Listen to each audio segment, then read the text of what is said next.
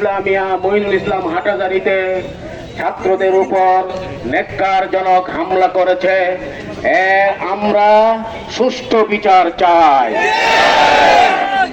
ব্রাহ্মণবাড়িয়ার কুলাঙ্গার আব্দুর রহমান নাঈম জশ্নে জুলুসের মিছিলে ঐতিহ্যবাহী জামিয়া ইসলামিয়া ইউনুসিয়া মাদ্রাসার শাইখুল হাদিস এবং সদর এদারে তালিমিয়া ব্রাহ্মণবাড়িয়ার নামে ওনার শানে যে কটূক্তি করেছে, উস্কানিমূলক বক্তব্য দিয়েছে, এই বক্তব্যের কারণে ব্রাহ্মণবাড়িয়ার তৌহিদি জনতা উত্তপ্ত হয়ে গেছে।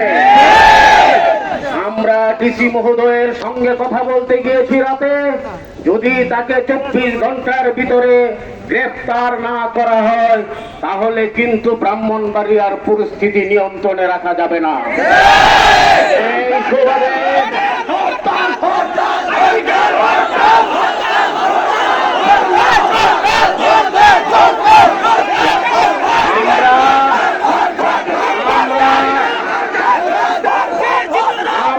সম্মানিত ডিসি মহোদয়ের নিকট অনুরোধ করেছি, সে যেহেতু এমন গালিগালাজ করেছে মহাসচিবের সামনে, এই জন্য আমরা বলে এসেছি তাকে ন্যূনতম শাস্তি হলে তাকে গ্রেফতার দেখান।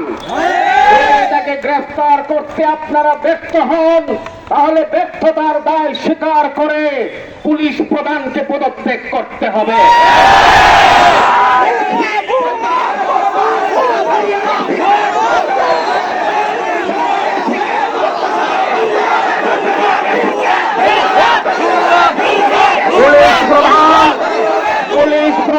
পুলিশ প্রধান তিনি বলতে চাচ্ছেন এই ধরনের বক্তব্যের নাকি গালিগালাজের নাকি কোনো বিচার নাই। আমরা বলতে চাই যে গালির কারণে উত্তপ্ত পরিবেশ হয়েছে, সেই উত্তপ্ত পরিবেশ আপনারা কিভাবে শান্ত করবেন যদি তাকে গ্রেফতার না করেন? অবশ্যই তাকে গ্রেফতার করতে হবে। আমাদের 24 ঘন্টার আলটিমেটাম আজ রাত 8টার সময় শেষ হবে। এর ভিতরে যদি আব্দুর রহমান নাঈমকে যদি গ্রেফতার না করা হয় আগামী দিনে কঠোর হরতাল অবরোধ সহ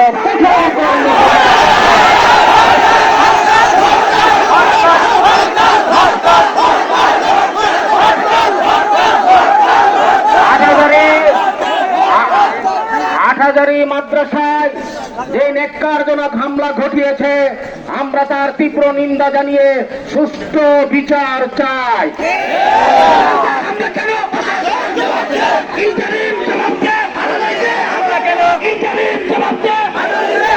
সম্মানিত